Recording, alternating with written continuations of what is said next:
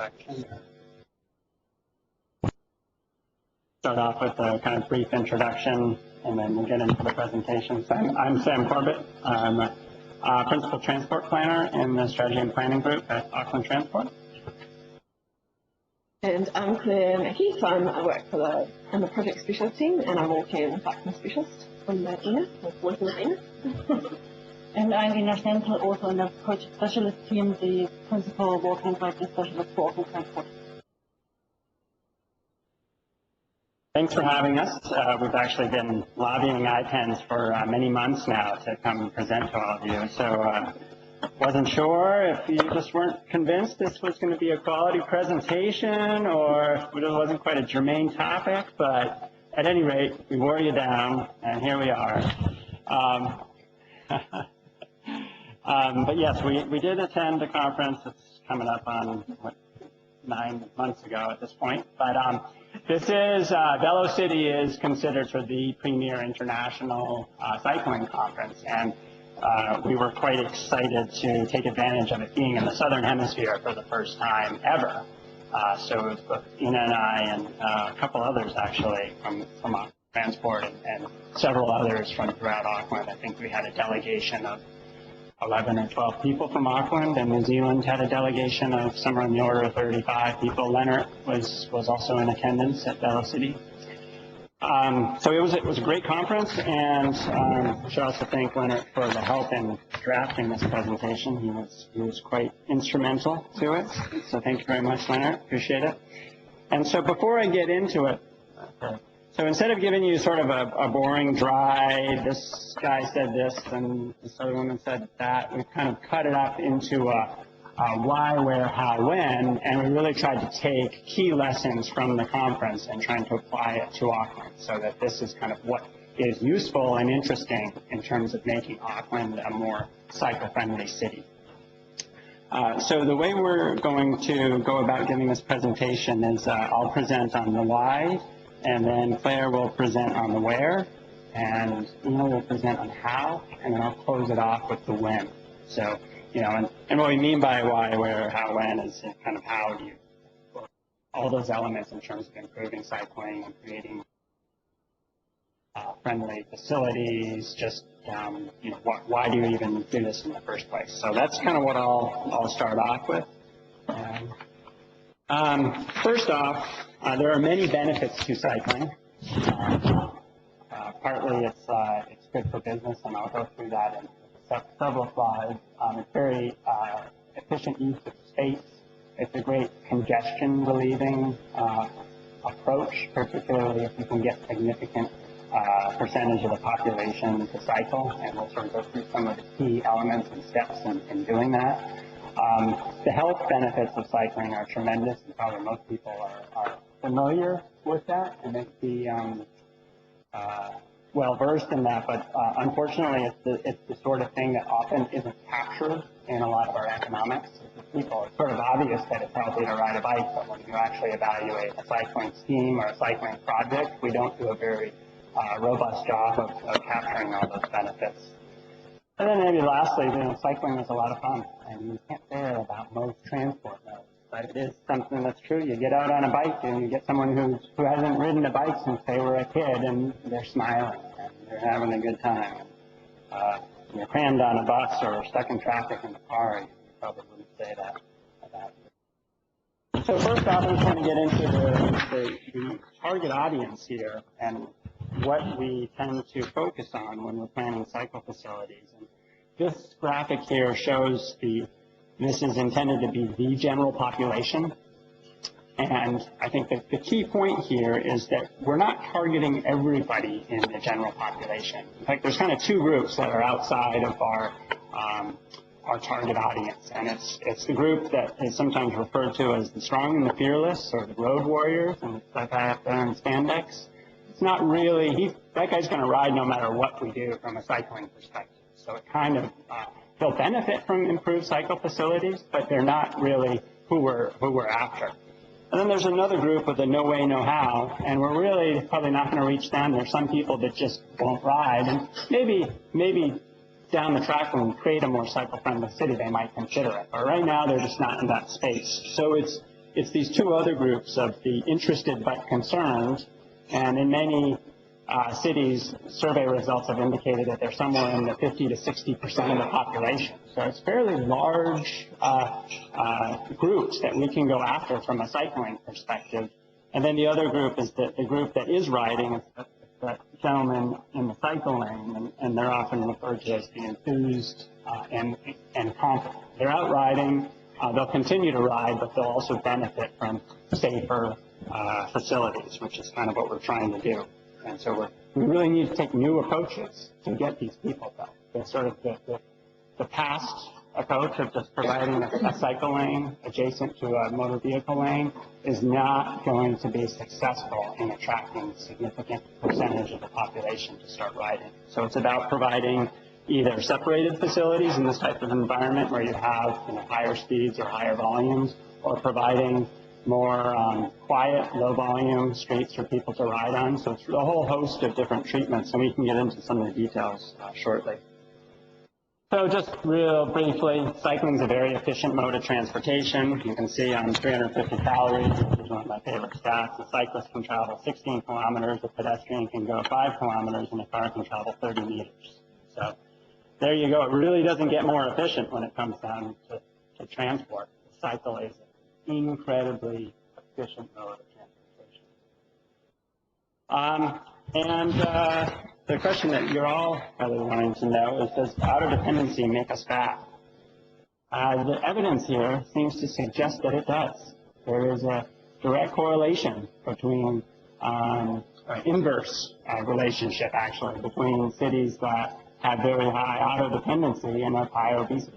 Unfortunately, Australia and New Zealand are not on this map, but I'm absolutely positive that they're closer to the United States than they are to many of the European countries on here. And I mean, it's sort of common sense, but it's also borne out in the data that if you're spending more time walking, cycling, or taking public transport, you're more active and you have, sort of healthier population and lower obesity rates. So these slides were part of a presentation given by Larry Frank, and he focused a lot upon trying to capture the economic benefits associated with promoting walking and cycling. And he used this particular, this is a slide actually from his presentation, you can probably tell, it's a photo of a slide, high-tech techniques here. But this was a tool that he uses to sort of forecast and do scenario planning on the actual health impacts associated with different types of development patterns. So you have the one development on the left here, which is much more of a high-density development, and then you have this other development on the right that is much more your sort of typical lollipop suburban development. And then he sort of drills down and looks at all these factors and then comes up with an overall walkability score. And then he projects this out over many decades and determines that, and he actually comes up with a calculation on what the health expenses and health costs will be of this one particular community versus another community. And they're quite staggering. So this is the sort of thing that often doesn't happen, and we just sort of accept that we're planning these suburban greenfield developments. But this is quite a huge cost that could be avoided, or at least could be minimized if we chose a different development pattern. This is an interesting part. This came from the 2 Walk and Cycle conference, I believe, and it just shows that this is based upon a survey that was done in Wellington. There's huge latent demand for cycling. My favorite part of this slide is that the purple basically shows the preferred mode of travel, and the orange shows the actual.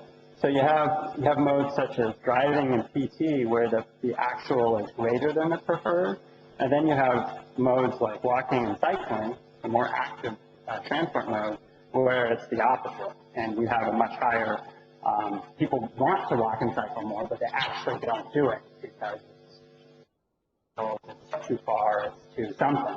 So the idea is if we can try to make it easier or safer or whatever it is that barrier is for people to walk and cycle, we'll get more people doing it, and it's what they want to be doing. So there's a lot of sort of pent-up latent demand for better walking and cycling facilities.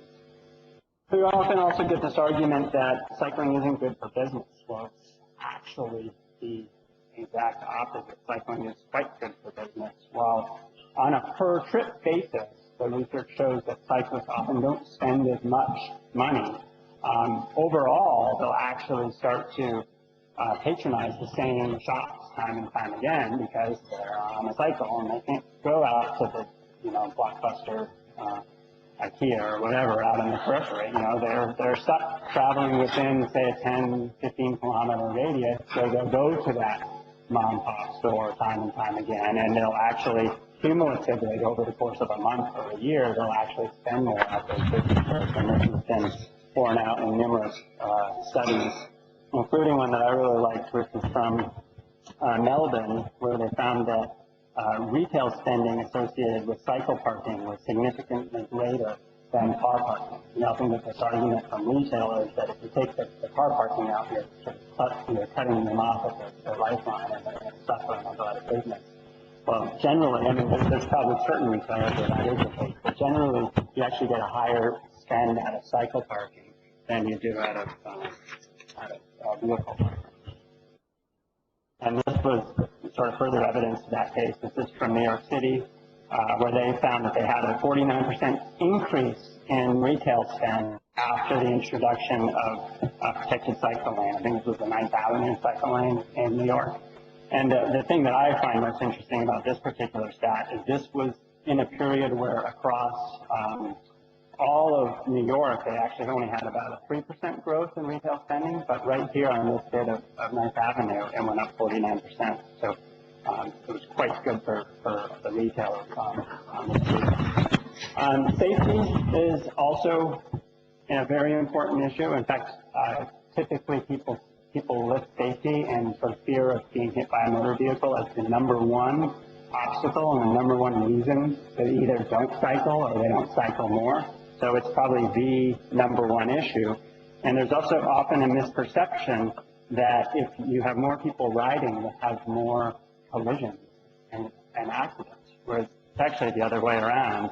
You can see here, this is a chart data collected by Via Strada, and you have an inverse relationship between the amount of cycling. The blue line there shows the travel per inhabitant per year, so per capita cycling, and then the various sort of red and orange bars show the cyclists killed per billion kilometers traveled. So you have New Zealand, for instance, which is fairly low on the per capita cycling, only 73 kilometers per year, but rather high on the fatality rate. So it's roughly 3 times as dangerous to ride in New Zealand as compared to, say, the Netherlands, more dangerous. So there's this inverse relationship between the amount of riding you have and the per capita fatalities, and oftentimes it's the same way with injuries. The other thing that I find interesting with this is it tends to be that women are more sensitive to safety when cycling. So you have countries such as Denmark or the Netherlands that have very low fatality rates. They spend a lot of effort in investing in cycle facilities. And you have a much higher percentage of cycling trips made by women. In Denmark, for instance, 55% of all cycle trips are made by women. So that can be a really good indicator of how you're doing as a country or as a city in terms of what your female cycle mode share is. In the United States, it tends to be about 25% of cycle trips are made by women, so not doing so hot. All right, I'm almost done. Ian always gives me a hard time about ambling on, so I'm wrapping it up. I swear. And I guess the other key point here is that cycle lanes improve safety for everybody. It's not just cyclists. And this is also data from New York City, where they found that they had a 40 to 60% reduction in injuries to all road users. And to a certain extent, it makes sense. If you then have a buffer, you have a cycle lane, pedestrians are going to be safer. This next image, I think, sort of underscores this point. This is a photo from 9th Avenue before the protected cycle lane went in. You can see it looks like a pretty hostile street. 4 lanes of traffic. Some brave soul is out there riding the bike, but sure doesn't look like the place for the interested but concerned. You know, I put him in the strong and the fearless category. And then this is the after photo of 9th Avenue, New York, and you can see that point, but if you're a pedestrian here, you now have a huge buffer between all the motor vehicle traffic. One of the points Claire made here is it's also just so much clearer where you're supposed to be, regardless of what mode you're in, whether you're driving, whether you're a pedestrian, whether you're a cyclist, especially if you have some sort of mobility impairment. It's just a very legible environment and a much more enjoyable environment. I feel like they want to empty their pockets when they're in this environment. So home with no money left. So with that, I'm going to turn it over to Claire to go over the where cycle plan. Okay, so focusing on the network, so it's about creating a connected network. The analogy is that cycle facilities are like water pipes, so you've got one over here and one over here, but unless they're connected together, you can't cycle between the two, or so stop here and jump to the next one. So they only really function really well when they're connected. This is just an image of them all connected. And the routes are only as safe as the most dangerous part. So often we see intersections that are left because they're very difficult, or town centres kind of left because they're in the too hard basket. But we really need to think about it as a connected network. Otherwise, those interested in concerned cyclists are kind of left. Hang on a little bit. And the idea is that you focus sort of in the central part of the city and then work your way out. It is important to sort of get some big routes in, but what it's trying to do is get some central city cycling routes in and then sort of work out from there. And it's about connecting the destinations together. So not just about creating arbitrary routes, but making sure the network goes where people want to go. So connecting to public transport is a great one, great opportunity we've got in Auckland with all the rail stations, shops, universities, schools, and sort of helping aid that change from sort of car to PT and then PT to cycling. As you see those facilities that are connecting to all the different stations and things like that. So, and often we see projects where you've got cycle networks, but they're sort of proposing to go around town centres and things like that, and that's not connecting to the destination, because often the destination of that cyclist is to get to the town centre and spend money at that cafe or fruit and veggie shop. Important.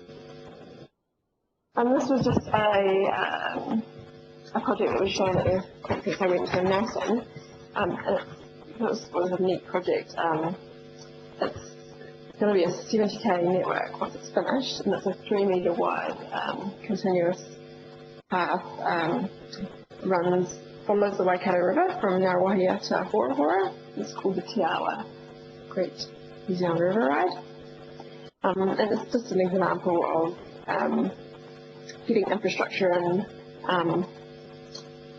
that's connecting sort of all these smaller areas, and it's quite neat because it does a number of things. It sort of provides a sort of tourist recreation route, a commuter route that sort of celebrates history and culture of the area, and it brings awareness of the state of the environment of the river through sort of visually and physically connecting people to it, and sort of seeing in some parts where it's really degraded. So it sort of does a whole bunch of stuff.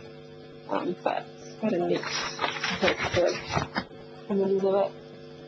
So they decided that they wanted to make it as accessible as they could to as many people as they could. So field and kilometres and boardwalk. Education was a big thing about bringing people to the river and educating them about the river. Well, so a couple of images, some sections, so I think they've got maybe 3 sections open and there's a couple to go.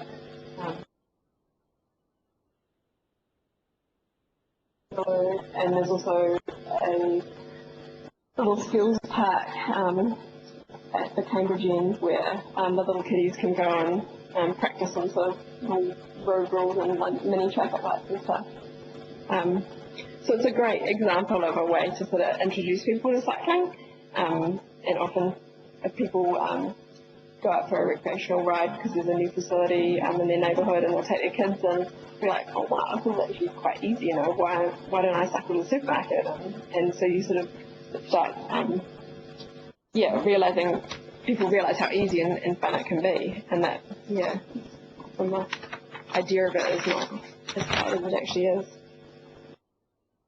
And so lastly, this is just where Auckland's going. So there's, some of you may know, but there's sort of 5 city centre priority routes that Auckland Transport's working on with a number of other people. There's the Harbour Edge route, which is the route that's going to connect Cycling hopefully and run through Wynyard Quarter and along Key Street, so Kennedy Drive. And then there's the north-south routes, which is the old Nelson Street, off-ramp and then Nelson Street, and then it's going to connect. I'm not going to still discussion. Pitt Street sort of involved in that one. And then there's the east-west link, which is Victoria Street, so be over to Albert Park. And that also ties into the Grafton Gully. And then there's K Road, Ridge Ride, and then just a little section of Mackinnon Drive, which you can see down the bottom there.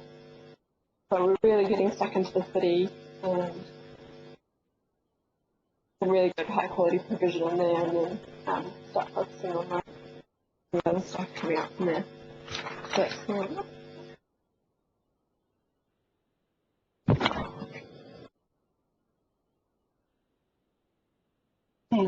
I will talk about how can we do it, how are other cities encouraging more people to cycle. And a lot of cities use trials, so it's like lighter, quicker, cheaper. And yes, so how can we do it? First of all, we have to remember, even if we do trials and quick wins, we have this target audience we want to encourage cycling more or starting cycling at all. And this is just a reminder for all of us that the target audience are the interested but concerned, which we have to think of when providing cycle facilities. So I want to talk about an example I attended at the Velo-city conference, which was a quite interesting approach of how they did target audience and how they approached their project or improving their cycle facilities. This is in Calgary in Canada, and they had allocated $10 million. And so they put the question out there, so if we had $10 million, we could either build a parking building or provide cycle network, and you can see on the slides for how many people with each facility would cater for. So you can decide on your own which one would be maybe more beneficial to more people. So they got the $10 million, and they've been told to develop cycle network, but not just do the cycle network and then provide the infrastructure. They had to do a lot of assessment, and this was part of the assessment, how they determined the cycle network. And this is something which I think is really important, and we sometimes lag a little bit and could do a better job of, because if you think about walking and cycling, you think, oh, you put in the cycle lane, but then sometimes you forget about other modes. Sometimes you think they're not important, but we want to have a balanced outcome and want to provide transport options for all road users. So we have to give people options. So one important thing, which was also not only important for Calgary, but what was also quite an important message at the conference, was you have to involve the community. You have to provide people the option to tell what they want, what they think it's important, so you have to listen to the community. So public feedback is quite important when you do your assessment and try to figure out where should you put your cycle network, because people will probably tell you, I would like to cycle there because they are my key destinations, so that's quite important. Then destinations and connectivity is important because, you can't have the nicest facility going around a river and taking you off somewhere, but if it doesn't meet the destinations people want to go to, it's not really a use to a lot of people, and it also has to connect between destinations as well, so to make it really effective. Efficiency. This was all about trying to create an efficient network for people on bikes, and also in their case to minimize the number of roads people have to get through. Then also a big assessment in Calgary was to look at the impact. So what does a cycle network, what type of impact does it have on other modes? And they have the luxury of a really good grid network, so they could look at parallel routes. Unfortunately, we don't have the luxury of that in Auckland. But they looked at how can we provide good cycle facilities without impacting too much on capacity for vehicles or too much on pedestrians. Then, of course, the demand is important. So if you, have a route which no one will use because there is a destination, people don't want to go there, it's no use to provide a facility there. And also the last aspect was part of the assessment, the crossing areas. We know in Auckland we have a lot of crossings to cross, either as a pedestrian or cyclist, like all the driveways and side roads. So they looked at routes which had the minimal, least impact on people on bikes to have to cross driveways or side streets or turning lanes. This is the network Calgary came up with. So it connects basically has north-south routes, east-west routes, and it also connects to their green routes to the park. So they had like a combination of off-road park facility, but also on-road facilities. And this is then the network they proposed to their decision makers to implement for $10 million. However, it was not like an implementation, permanent implementation. They proposed to implement it as a trial, so as a trial solution. And they found, they did a lot of public consultation and a very long meeting with decision makers, and they found that through this trial proposal, they got more decision makers over the line to actually approve it, and it also made it easier for some councillors to support this project. So, because they gave them options. So if you say you do a trial, you have to be upfront and also know about the risk. If you say it's a trial, you must be willing to also take it out again. So this is the big thing. You can't just say, oh, we do it as a trial and everything got to be fine. You have to be prepared if it doesn't work out to take it back. And that's what they basically presented to their decision makers. So, you have options. We can leave it in. We leave it in for 2 years and then we see what happens. So if it works fine as it is, we can leave it as it is. So you spend your 9-point-something million, so roughly 10 million. If it really takes off and gets very popular, and we think we should do more, make it a permanent solution, you have to spend 5 million more, but you make the decision in December 2016. Or if everything falls down and doesn't work at all, yes, we can take it out. It costs you another 2 million. So that gives people the option, and you see it's not the end of the world if it doesn't work. It costs money, of course, but giving them the option and the way out somewhere, I think this was the really good example of Calgary, how they brought us over the line. Another example within New Zealand was presented at the Walk2Cycle conference in Nelson, and it's an example from Nelson. They did do a slightly different approach. They haven't done a trial approach, but they used a staged approach. So they provided a two-way cycle facility on a road on St. Vincent Street. And I think it was one of the first, they got it in the Port Beach Road. It was one of the first two-way facilities in New Zealand, I believe. And so as you can see, they have done a lot in regards to physical separations between parking and the cycle facility, so it's more painting, and then at a later stage they're going to turn it into a permanent solution. And so this route was chosen to connect again destinations, so they looked at their destinations, origins and destinations, and also to provide access to schools and also encourage people to cycle more. And one important part was as well to provide for different types of users, so for kids, parents, adults, students,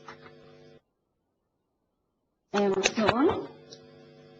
And this just shows another detail of the design is how they got around designing for the intersections, which I think is in my opinion, the biggest problem we have in New Zealand with our road regulations and road rules.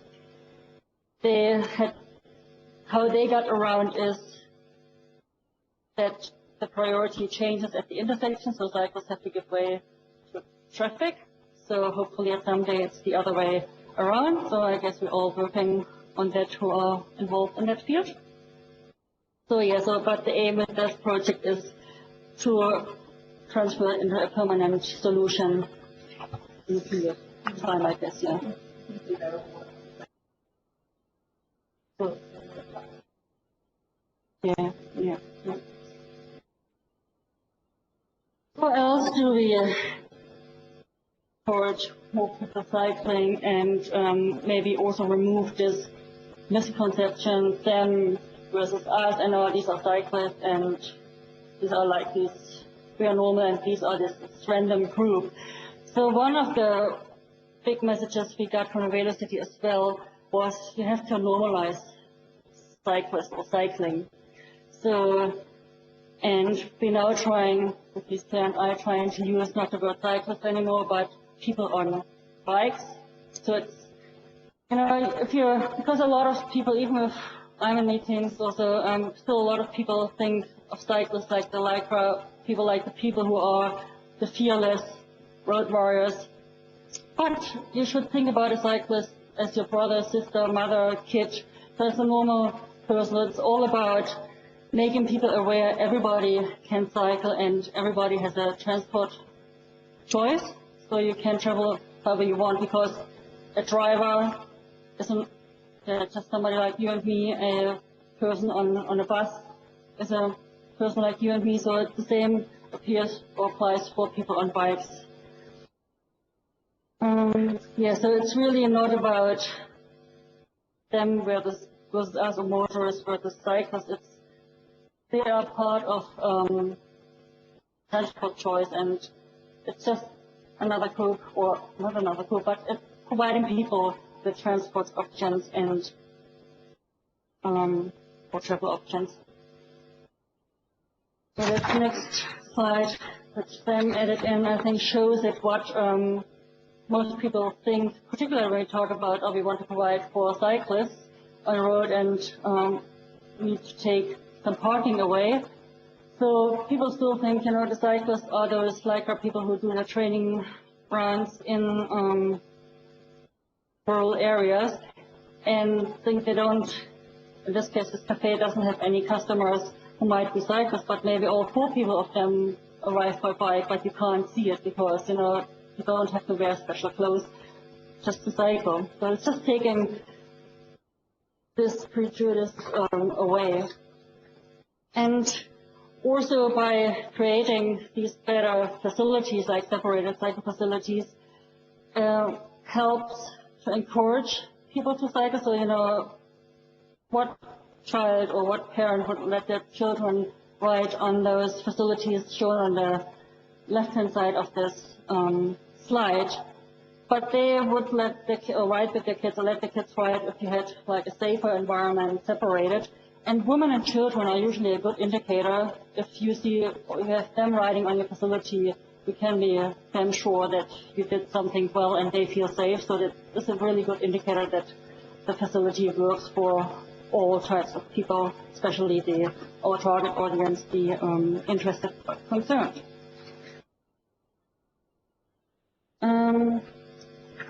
Yes, and now we have a little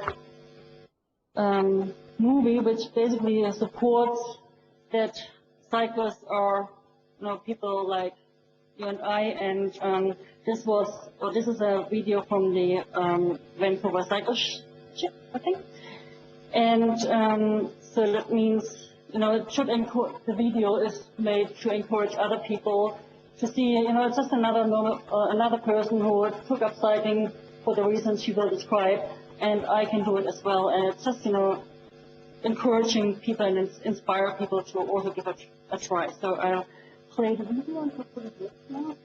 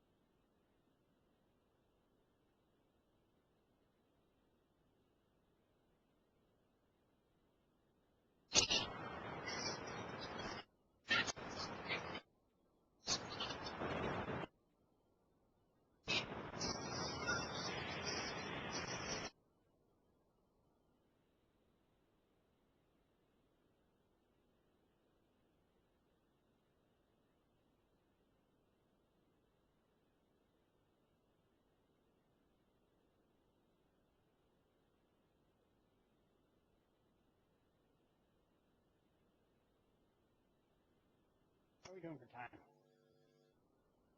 I missed. Okay, cool. I'll put this on fast forward.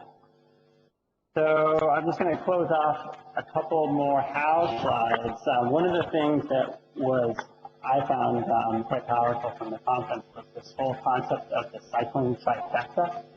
And the basic message here is that cities that have really done a lot in a short time to make their cities more cycle-friendly had all three of these elements happening quite effectively. So I'll just briefly describe them.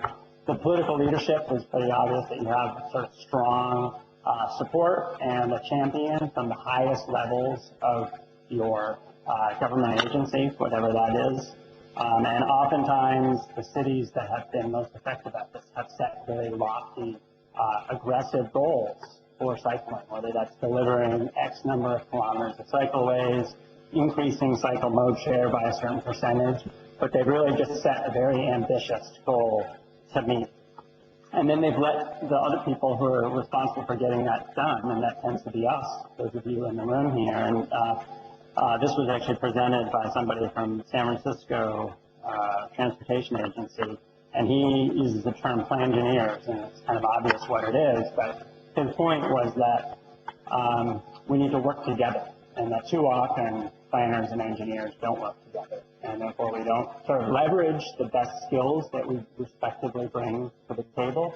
And maybe some of you attended a session here just in December talking about coordination and collaboration and the importance and value and how effective we can be when we cooperate and drive towards the right outcomes. And then the last element, of course, of the cycling trifecta is advocacy. And it's quite important to have really strong advocates from, both from the sort of cycling perspective, but also from the community, from the business perspective, and that they're driving the agenda. And that all these groups are talking to each other. And we need to sort of constantly be communicating with everybody, regardless of which group you're part of, to make sure, because each of these elements, if the sort of balance falls out of whack, we don't deliver in an optimal manner. So, and this was quite important. This was a message that came from Vanessa Khan. Probably some of you saw her presentation. I won't belabor this, but the key point is we need data. If we are to be successful in delivering cycleways or really facilities of any sort, you need to fall back upon your data to demonstrate that they either have or have not been effective. And sort of to the point that Ina made about Calgary. And the data shouldn't just be cycling data. It should be retail data, it should be safety data, but it should also be cycle counts, pedestrian counts, vehicle counts. So it should really run the gamut. And it's quite important that you have a really robust sort of data collection plan in place prior to putting in all these facilities. So it tends to be before and after data that you fall back upon. All right, so closing this out with the when. Well, the when is now, and the when is yesterday. And this was quite a strong message that came through in Velo-city, was that it isn't about Copenhagen and Amsterdam. Those are great cities to cycle in. There's some fabulous facilities, but Auckland and pick your city for that matter will probably never be Copenhagen or Amsterdam, and that's fine. There are plenty of other cities that are windy, that are hilly, that are hot, that are cold, where it snows, that are doing a lot to improve cycling. And if we don't sort of get with the program and do this, we're falling behind. And this was a message that came through time and time again at the conference. Places like Buenos Aires have put in 140 kilometers of protected cycleways in the last 2 years. Cities are doing this. This is really becoming a competitiveness issue. And these cities are competing for talent, and it's the same pool of talent as everybody else. And sort of don't get with the program and sort of accelerate the delivery of cycleways. And it's not just cycleways, but it's all kinds of quality of life issues. The city will fall behind. So it really is quite an important, strong message that came through in the conference. And and there's obviously a lot that we are doing, but I think that it was quite evident that when you hear, especially that you're Calgary, we had a presentation just a few weeks ago, and some of you went from Edmonton. So when you hear the Calgarys and Edmontons of the world, I'm familiar with the cities, they're quite in Canada, really cold. And I mean, Edmonton is sort of like the Houston, Texas of Canada. So they are putting in cycle facilities. So that to me it says a lot in that your average city, Indianapolis has put in cycleways. This isn't just about New York and Chicago and London and Paris anymore. It's about really every city is doing this. So it's quite important. And we're obviously making progress too. We had our first protected cycleway open last year, and we are collecting data and we'll be evaluating it, and hopefully it's successful. And as Claire mentioned, there are a number of other exciting projects moving forward, including the Nelson Street Cycleway, which will easily just use offering at Nelson Street. This is just one sort of photo montage of what Nelson Street could look like. This is existing Nelson Street. This is potentially the interim. This is that lighter, quicker, cheaper concept. You can go in just with some paint, some bollards, and not much else, and put something in, evaluate it, see how it goes. If it doesn't work out, always remove it. At some cost, but fairly minimal. And then if it's quite successful and utilized, this could be sort of a long-term vision and aspiration for what it looks like. With that, I think that concludes our presentation, and happy to answer any questions.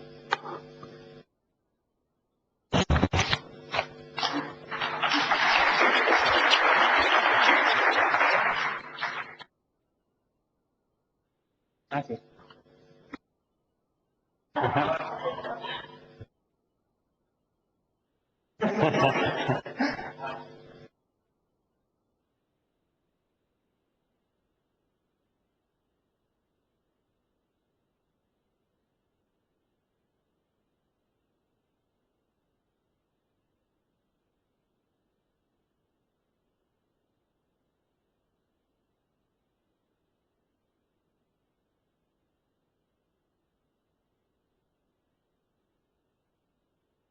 Yeah, I mean, I think it's the kind of thing that you can get it from many different levels. I think we certainly have some elected officials who are carrying the cycling baton. I think it maybe could be a bit stronger, and maybe it's the kind of thing that will grow and become stronger as these facilities go in and different elected officials see the value of them. I did notice that on last Friday, the Minister of Transport had the cycling champion shirt on.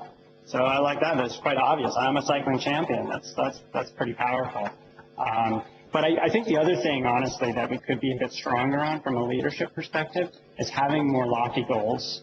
That's one of the things that came across quite strong from a number of cities is they're not afraid of saying, we're going to triple our cycle mode share in 20 years or whatever it is. I think, our goals tend to be sort of smaller, and I think it's quite powerful to have really lofty, ambitious goals, and it drives those of us in the plain engineer boat, sort of drives us to deliver and to do something about that. I think it's true. I think we could improve, and hopefully we will over time. Any questions?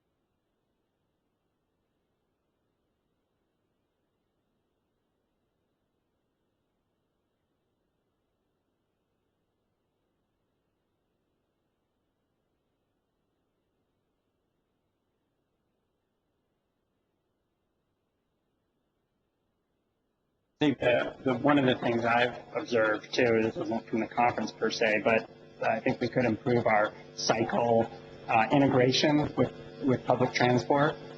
I think oftentimes we don't even accommodate cycles on buses. I mean, virtually, you go to almost any city, certainly around Europe or around North America, you won't even find a single bus that doesn't have cycle racks on it. So there's a lot of things in that.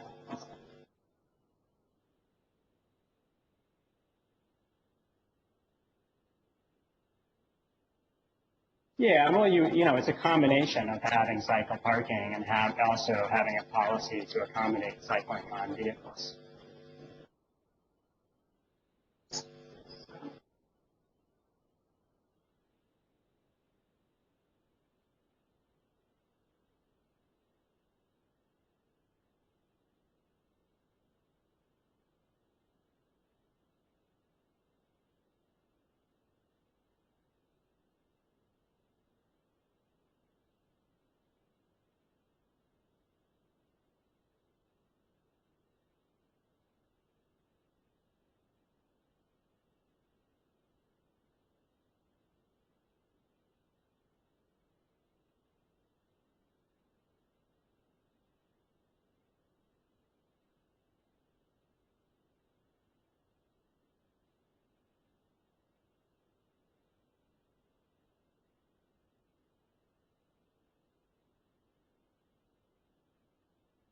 think there was a good presentation from Diana, and I think she nailed it quite good. They did a really extensive consultation to change a road into a pedestrian area, and a lot of opposition, and they went out within a short time, 25,000 people or so, and they had also the loudest people, raising all the concerns, and she said the one thing they did is really tough decisions. So the decision was again back to management and leadership to make the decisions even, lay out all the benefits for everybody, but then make the tough decisions, strong decisions to still provide the facility and trying to address some of the concerns, but you're never ever going to get an agreement on everything.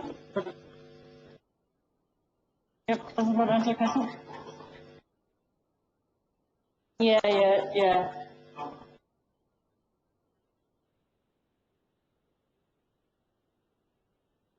Yes.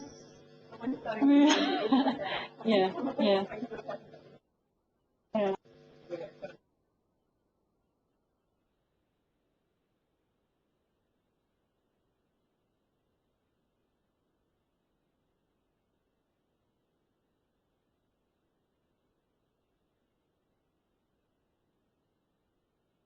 Work in progress.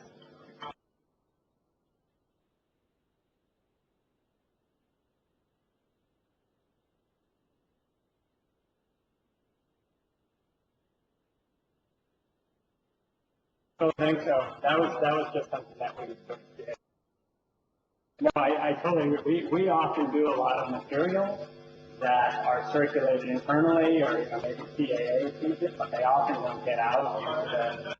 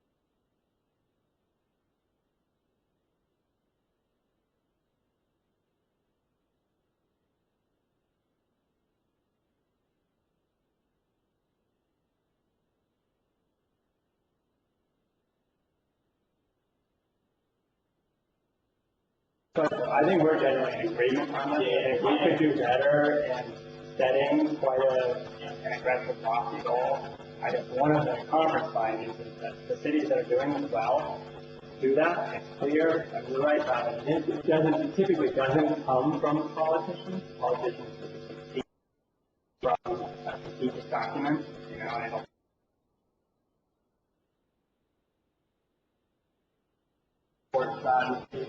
But it's something that they then use to their advantage to some extent. It becomes one of their platforms. Yeah, quite a popular issue. I will now confront this, and I'll be a champion to help double or triple or whatever the goal is. We need to do that better. And partly that we want to make the advocates happy because they're then getting what they're asking for. It gives the engineers something to work for, and we're willing to put our feet to the fire that we have to deliver on it. There's no can't survive without this, and we need to find better ways to deliver it. And we need to be smart about how we work, and it's actually. Worst case scenario, you don't quite hit it. No, that's not the end of the world. You don't quite hit it. It's starting.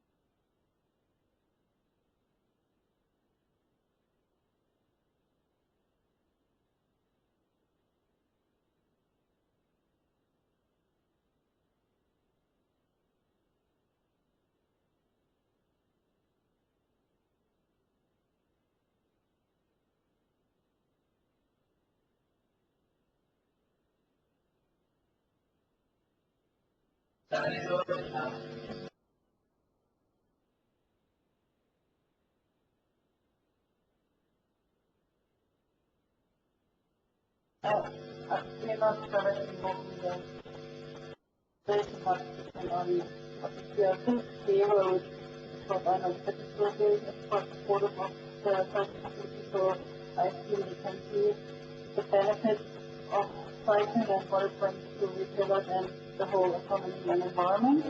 So that's an example, and also the point to be bipolar, I think was also quite supported by the Point Community Association. That's part I'm aware that they quite supportive to get product here or public story or quite well out there. So there are people around and in association to understand the benefits and do more of them and maybe more with them about those benefits.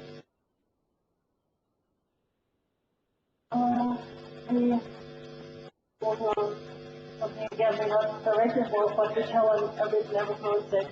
We have to have support after that, of course, with them setting as well as the conference is so important, particularly, with politicians and other more negative. We're questioning all the time, why do we do it? There's no benefit, nobody will do it, because this is really powerful data you have to have. Yes. So all the things we know and we're communicating all the time.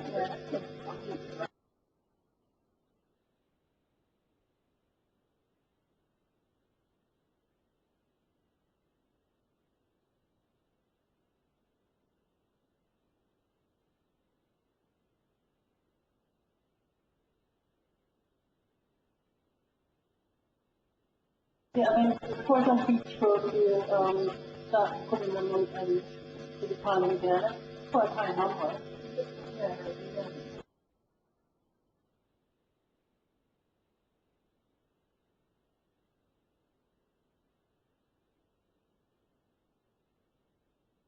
It is very hard to get here with still here. It's going to be a while. We have some data. It's not great.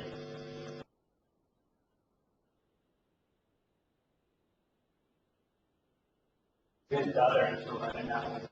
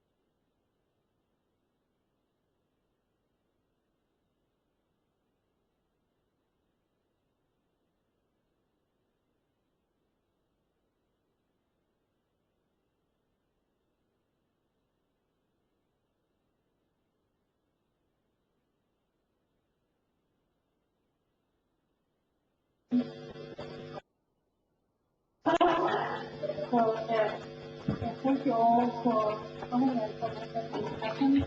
Perhaps we want to take something away from it, and if there's any further questions, you can contact Claire or myself.